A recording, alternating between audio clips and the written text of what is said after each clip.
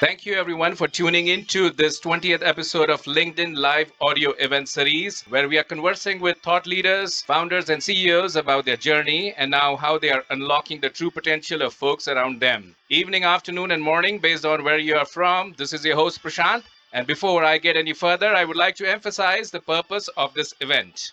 We aim to unlock the true potential of folks who are in constrained environments, maybe not able to get enough time to connect to their role models, maybe unable to break through their extremely preoccupied mundane life, or maybe the internet buzzwords are adding friction to harness positive changes. No matter what the reason may be, there is value in staying towards the end of this event. Today's topic in discussion is maximize results of efforts by execution excellence with our guest speaker, Dr. Pramod Kumar, who is founder and director of Arience Strategies. A little bit about Dr. Pramod Kumar, a seasoned expert in project management, artificial intelligence, and digital project management with a profound background in business intelligence and data analytics. With close to 40 years of industry experience, including 25 plus years in senior leadership roles across India and the United States. Dr. Kumar has been at the forefront of bringing execution excellence for sustainable growth. His career is marked by a deep commitment to enhancing organizational efficiency and performance, having mentored over 20,000 professionals and aided a myriad of entities from businesses and startups to NGOs through his strategic expertise, a leader in mentoring women through We Lead for future leadership roles, and a beacon of support for professionals through the Happy to Help initiatives. He stands out for his dedication to professional and organizational upliftment. And welcome to the event, Dr. Pramod Kumar. How are you doing? I'm fine. Thank you, Prashant. Thank you for inviting me. Absolutely. It's a privilege and an honor to host you, someone with global experience who has worked and added value in like 10 countries, a lot of wisdom, and it's going to be a difficult job for me to get that thing out of you. So, before we get started, everyone, folks, show me some love. We have someone with global experience, with 4 decades of experience. Where is the love? This motivation juices us to give the best. Thank you so much. So, Dr. Pramod Kumar, maximize results of efforts by execution excellence. What does it mean? Can you please elaborate to our audience? Well, Prashant, this looks like a very powerful, impactful phrase, but it just goes back to our childhood study plan. If we Mhm, study for 8 hours, how many marks we get? We still study for 8 hours. Can we change our style of studies and way of working, get mhm, better marks? So it's just getting better result of your investment. Investment could be number of hours, number of days. Investment could be money. It can be anything. So it boils down to are we continue to work the way we continue to work? So we get results whatever we get it. mm, It's okay to get results and be happy about it. mhm, But at given point of time, we have to think through: are we mm, getting best out of our efforts? mm, Are we getting best out of our 1 week, 1 month of efforts put in office or workplace, wherever we are? mhm, And if you start measuring that, then you realize that you can actually start thinking about how do we take it to next step.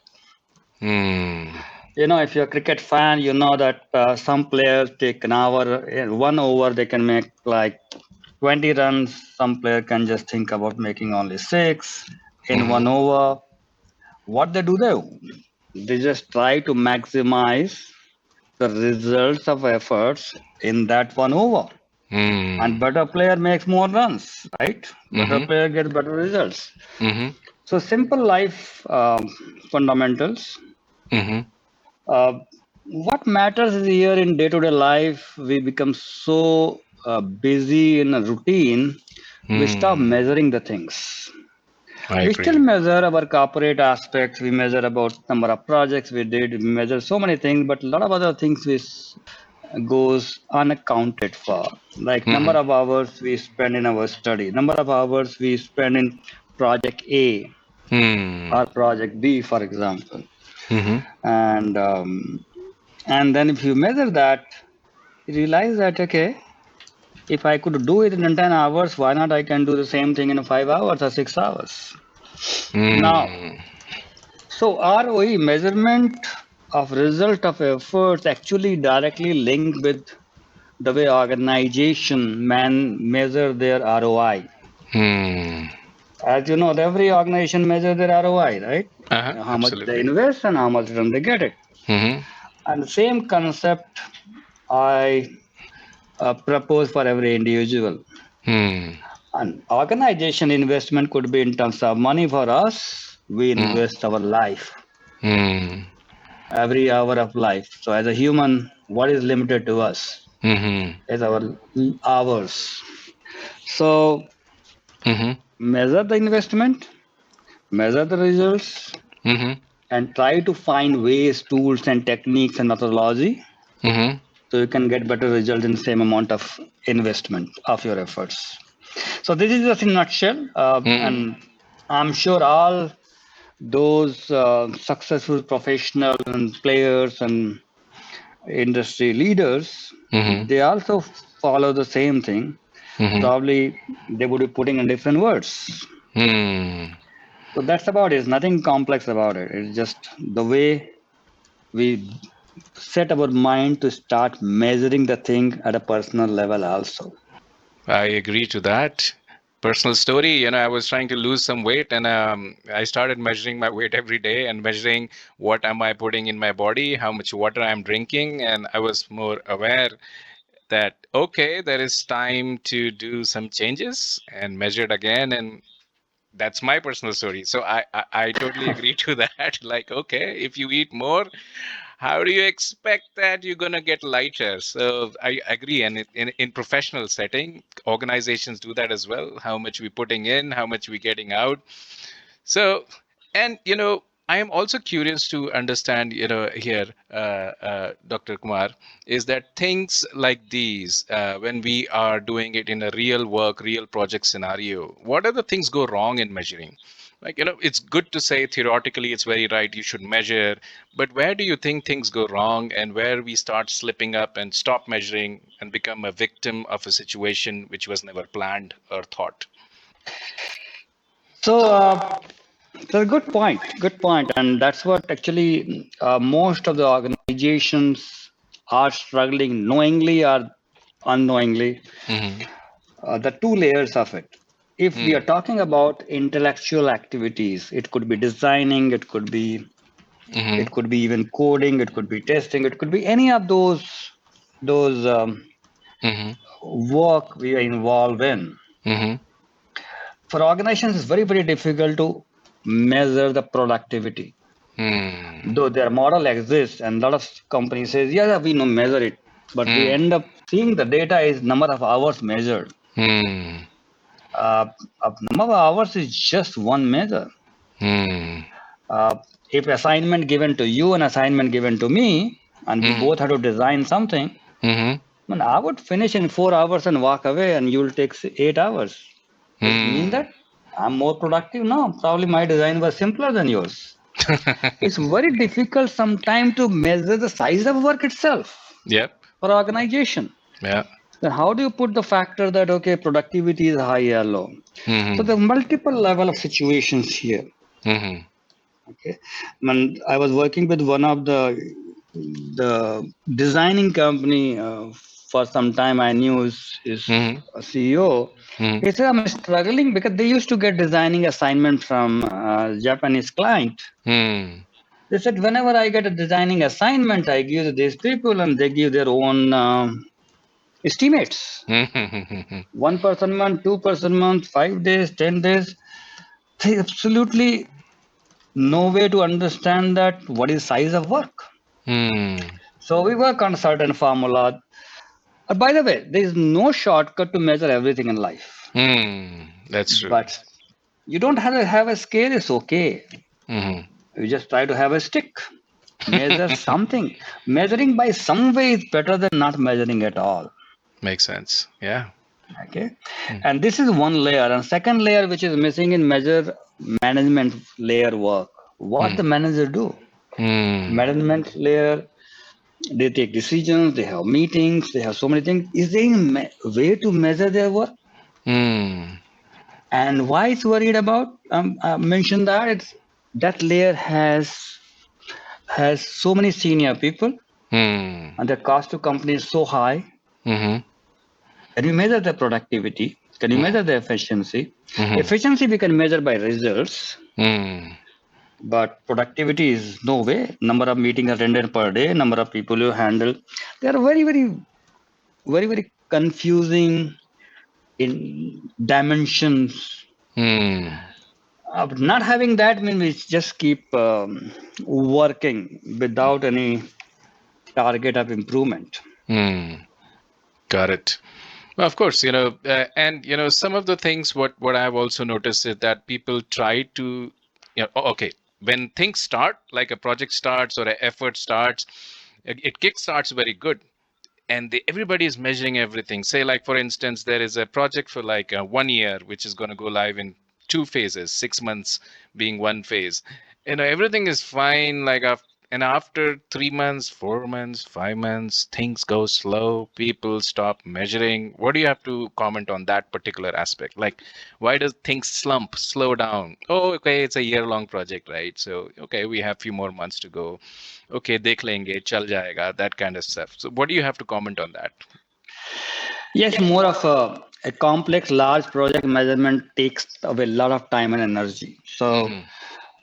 I would just give an example with the way we try to propose the industry today.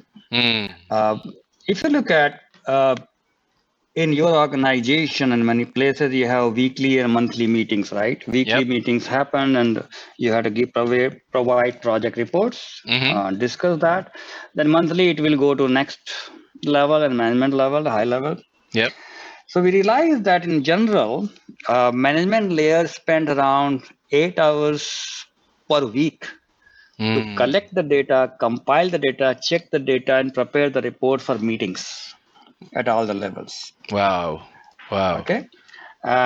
This is in general. If it's somewhere little less, somewhere little more. Mm. 8 hours per week is approximately 20% of CTC.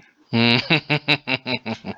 And what about replace that data collection, compilation, correction, and presentation by uh, a digital project management solution, which Mm. actually helps you collect the data at source, Mm-hmm. provide ready reports wherever you want. Mm-hmm. Team members can update the progress. Mm-hmm. So out of this 8 hours a week, you Mm. might end up saving 6 hours. You might still have 2 hours with some work, but you save a lot. Absolutely. So this is the way measurement has to happen. Where do we spend time?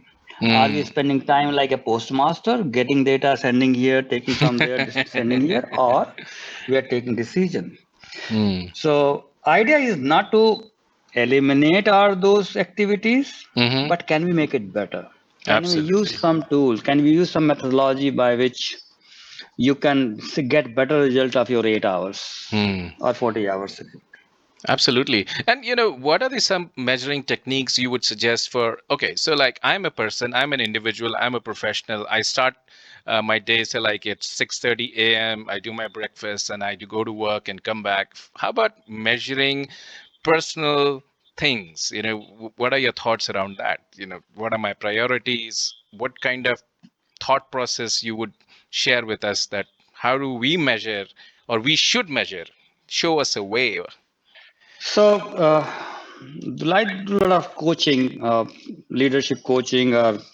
personal development coaching. In that, there are two things come become very visible. One is we miss doing something which is on our priorities. Mm. It could be making 5 calls to our close relatives, to parents, and other friends, or it could be 5 hours of exercise per week, or Mm. something, or reading a few books for whatever it is. So, the one thing we miss out is covering those aspects which are essential for our life and living a Mm. fulfilled life. So, one measurement is Don't worry about measuring every day. It's too complex. Life is too hectic nowadays. So just make a list. This is what my 1 week looks like, and 1 week I need to touch upon all these aspects. Mm-hmm.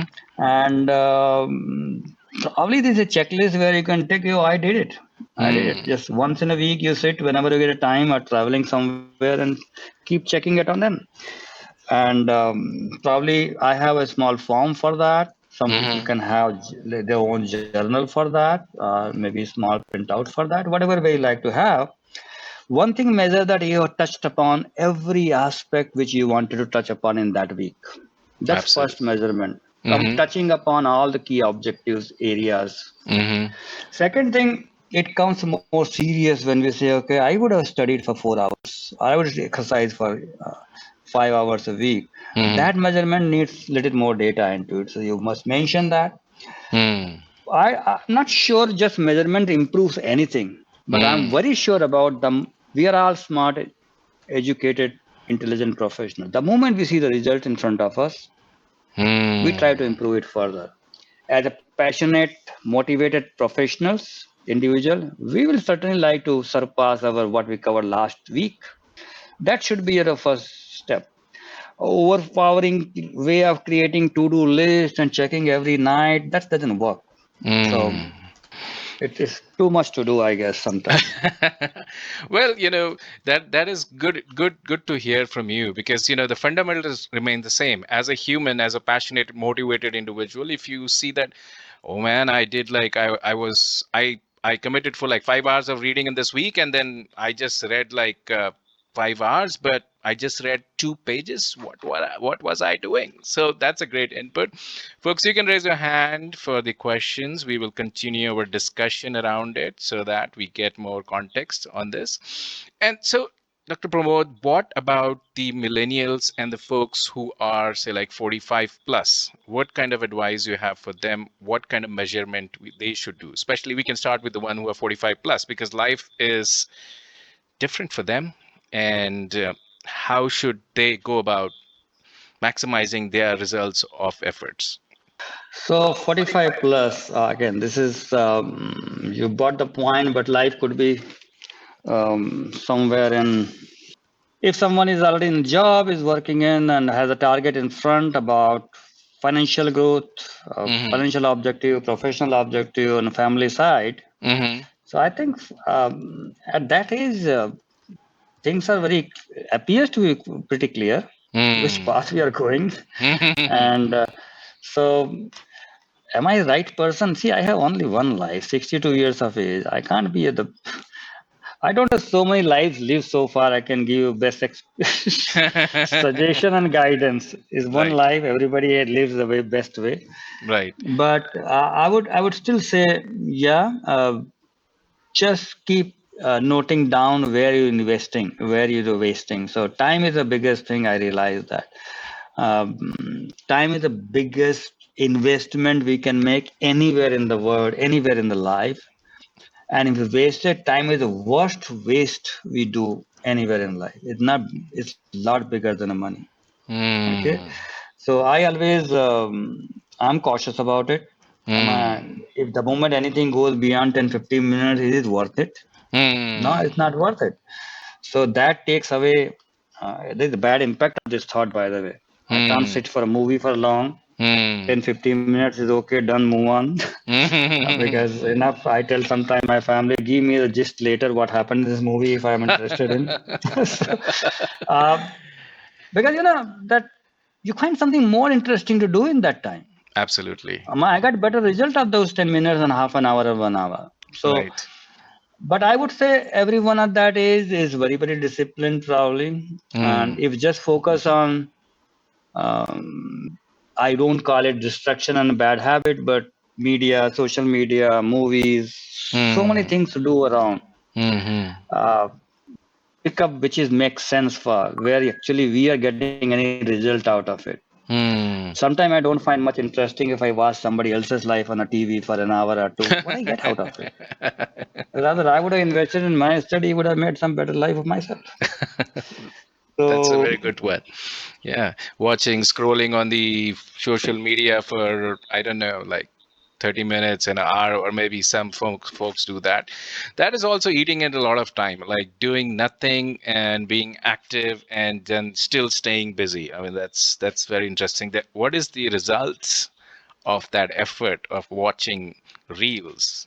So, one of the thought and one of the takeaways what I've got here, Dr. Pramod, is that keep your measurement on. You don't need a physical scale all the time, but have some kind of mechanism to keep measuring what you're doing. If you're studying, if you're working, keep a tab on your time and also what kind of results you're getting, and find a correlation. And I think self-awareness gets you the maximum uh, input and insight into your efficiency. And I think if somebody is 45 plus and still very efficient, they are pretty good. I mean, they right bang on the target. So it's just where they have to go. What is their point B in their life, and they should be there. So that's very insightful. Thank you for sharing that.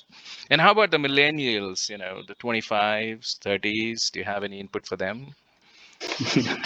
You ask for money generation actually. Yeah. Sometimes called as I'm a Gen Z born 1961 actually. So, Okay. Okay. so I can adopt whatever good practices I find around. Doesn't matter which generation it's coming from. Mm-hmm. Uh, Only one thing I always have, and that's true for even 45 Mm-hmm. plus or anyone at 60 plus, by the way. Mm-hmm. Measurement is fine. Do whatever you like to do. Uh, if you have a goal identified, if Mm. target identified, if something bigger has to be done in plan in front, Mhm. then this investment and measurement is needed. Mhm. And question is needed whether this investment will help you achieve those goals. Mm. Otherwise, I don't want to say sad, okay, we are disconnected with the whole world like media and Netflix Mm. and not. No, you don't have to disconnect. But Mm. just we have to ask this question whether what I'm going to invest for this hour is going to be connected with any Mm. of my goal.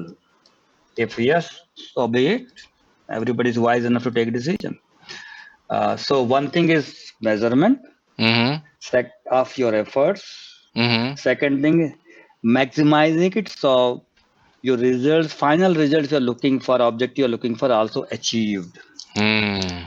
So if alignment with the final objective is done, then Mhm. probably in a good place, and that's true for any generation. Mm. When I always give example for even a student, Mhm.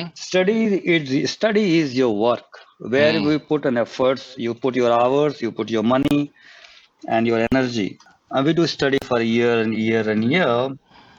Results comes which comes at the end when college or university gives you. Mm. Both are measurable. How many hours you studied, how much percent of marks you got. Yep. But third thing to be measured whether you met objectives after the study. Whether you Mm. wanted to be a professional, you got a job about it. Whether you wanted to be an intellectual researcher, you got the opportunity for it. Mm. So there has to be a correlation. Mm. Efforts to result Mhm. and results to an objective achievement. Very Okay. interesting. Yeah.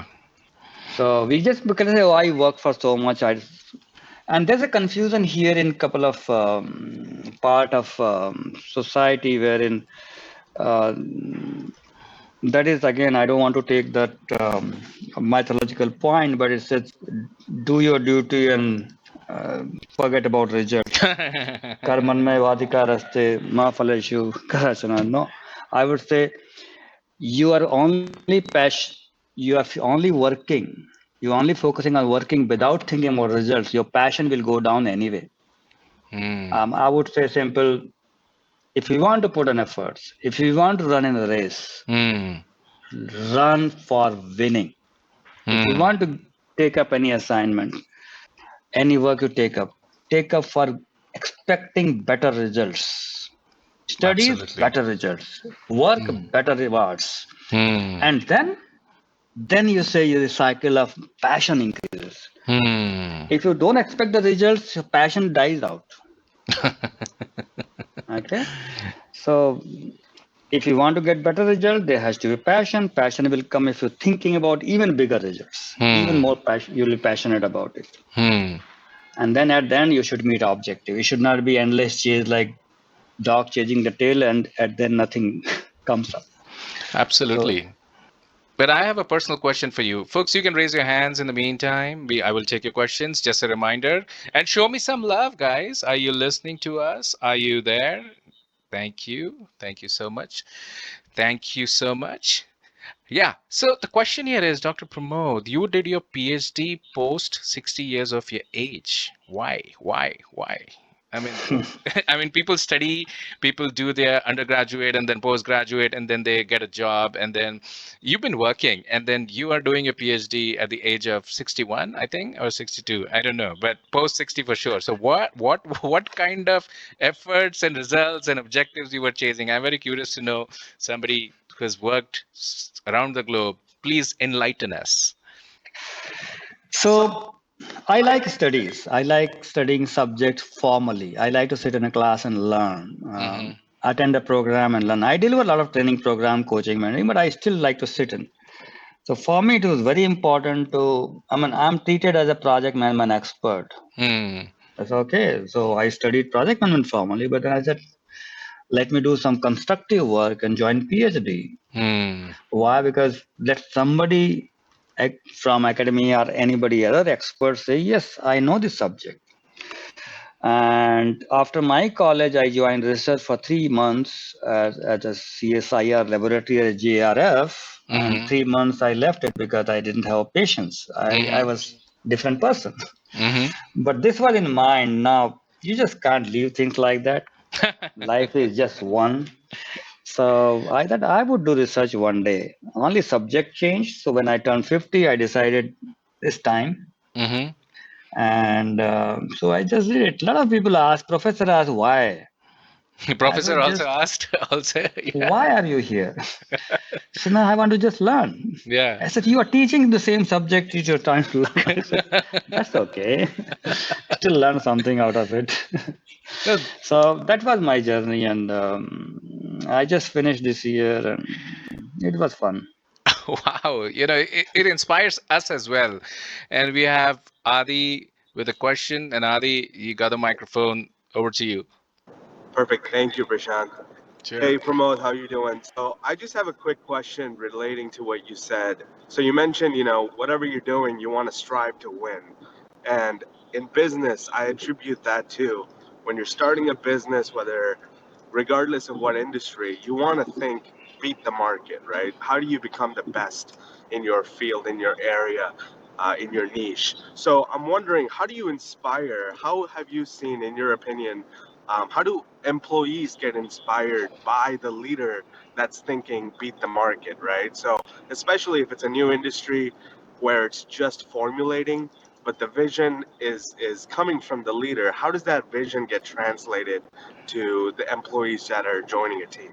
It's a great point. How to keep employee motivated or excited about organization strategy and vision of the leader. And easier said than done. It's so the leadership. We understand the strategy, the uniqueness, the positioning, and the thing to compete. They are great at it. When it comes down to employees, sometimes they just lose the connection. They just lose the connection with that. So, for example, if you remember that OKR concept, which is very popular now in many organizations, Mm-hmm. Mm-hmm. objective and key result, where organization objective are drilled down to individual objective of individuals. So it's not a new concept. It was even old management by objectives and all. So Mm-hmm. one way to look at it, one way is to break your objectives and give a piece of it to everybody to achieve and feel good about it. That you are aligning to larger goal. As a CEO, I need to get this 100 things out, and you are participating in one of them. So that's one thing. Second thing, messaging should be simpler. If you have message for competition, message for the world that, oh, you have arrived and your company is going to do ABC and beat everybody, or maybe leave other behind, Mm-hmm. make it simpler message for the employee. That Mm-hmm. message for competition and market is good, but employees, they have different challenges to deal with. So that innovation, the transformation which they have to lead to reach to that level, it's a little bit different messaging has to be given to different level down, but it's the same purpose. Okay, how do we beat the whole things? Okay, do digital transformation internally. How do we handle the sales to the bigger market share? Okay, use AI ABC. So you are the leader for using AI in our industry organization. So change the messaging little bit so different levels. Most of the time I realize that failure when the same message pass on ki, okay, in town hall ki, okay, this is our vision guys, you just follow it. And that's where I don't know what sometime junior most person doesn't even understand what it's talking about. But that's my view. Absolutely. Thank you. Hey, also one other question, if you don't mind. I don't see any other hands, so I'll take advantage of this opportunity. So, so while striving while striving to win, right? Failures are common. I've worked in the corporate setting, and I'm taking a year off this year and I'm starting my own venture. So, how do you view failure? In other words, I feel that in the corporate setting, especially when things are more in the flow state where everything is flowing okay, there's no need to really take any risk. But I view failure as a good thing because that means decisions are being made, new things are being tried. So, is failure a good thing to encourage, especially in a brand that's looking to grow? It's an old thing always comes in, right? Every failure teaches us something, which every player also says. But look at this way: the corporate world. Number one, people say, "Go ahead, hope for the best." My statement is, "Go ahead, plan for the worst first, then hope for the best." If you are spending somebody else's money, if you are putting some other organization's profit and loss at stake, plan for the worst and hope for the best is a strategy which I would suggest. That's first part. Second thing is failure. So when you have your strategy worked out and that too a very niche market, new market, never tried before. So failure may happen, but I would try to figure out whether this failure on my line one could yield to some residual output and start giving some benefit somewhere. Like I buy the script on market. Every script will not be 20% raise in a year. So can I just keep some gain out of that failure? So that way it is fine. And one more thing I would say that failure should give a pain. Wow. Failure Okay. should give a Uh, pain. Wow. if failure doesn't give a pain, Uh, those it's difficult to get passion for winning. okay. Passion, winning should give happiness and pleasure. The failure should give a pain. If somebody says no, no, that's not human. That's not human. If failure gives a pain, then only we know how to we love the success. That's my Wow. personal thought, by the way. That was Thank you deep. very much. Yeah, thank you, Adi, for your question. And Dr. Pramod, I want to just echo the word failure should give you pain. Okay, so Mr. Raghavendra, you are on the microphone. Please ask your question. Thank you very much for allowing me to speak. Absolutely. Okay, so I'm from India. So I would like to say some simple story here. Sure. So what has been happened, like, a king in a kingdom, he was so happy. And then that, he presumed that, everybody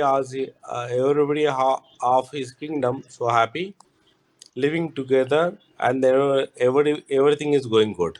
Uh-huh. So somehow King got a question that the minister asked him that is it true that you believe, like so the way that you desire to drive it, it is Hmm. everything is going good, it is really so positive. Hmm. Minister asked him that yes, yeah, everything is going good. Okay. So I would say that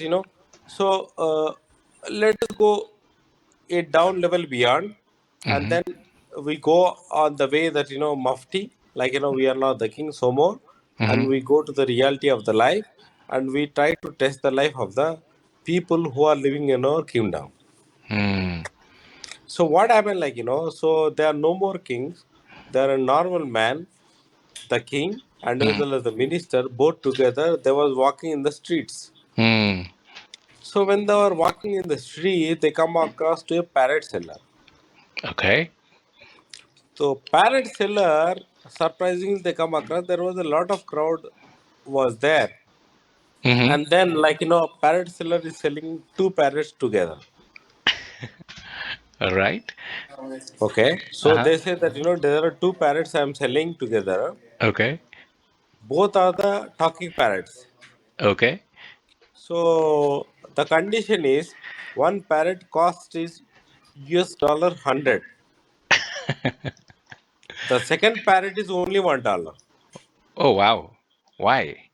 Why? Because that's what they say that what is the myth in it. So you are telling two parrots together, Uh-huh. one is $100, second one is only $1. Uh-huh. So they asked actually I'm the king. Nobody knows he is a mufti in the king. Mm-hmm. So so okay, they are selling together the parrots. The condition is you have to buy the both the parrots Together. Uh-huh. Mm-hmm. together. Mm-hmm. So king as a normal expert that hey come on, Hmm. one parrot is so costly, another parrot is no parity. It is solo. Why should I buy? Yeah. Uh-huh. The parrot seller replied that both the parrots are talking parrots, Okay. and both the parrots are from the same mother womb. Wow. Then why?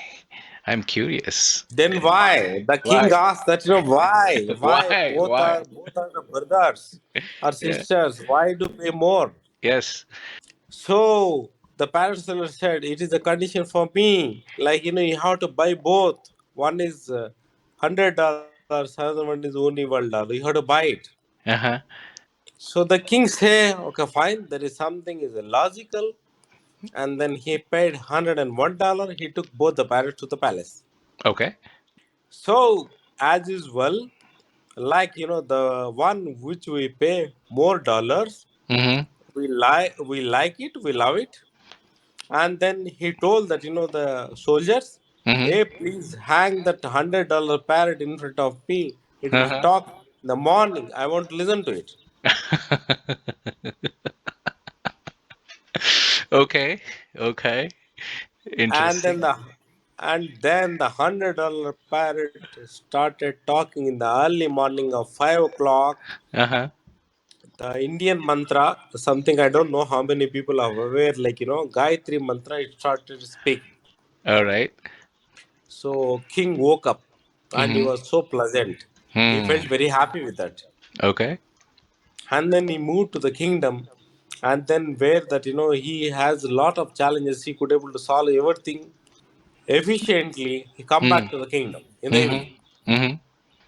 And then he said that it is very good that the parrot who made my life very clear in the morning, I'm happy for the Uh-huh. day. Uh-huh. And then the next day, the king instructed the soldier Mm-hmm.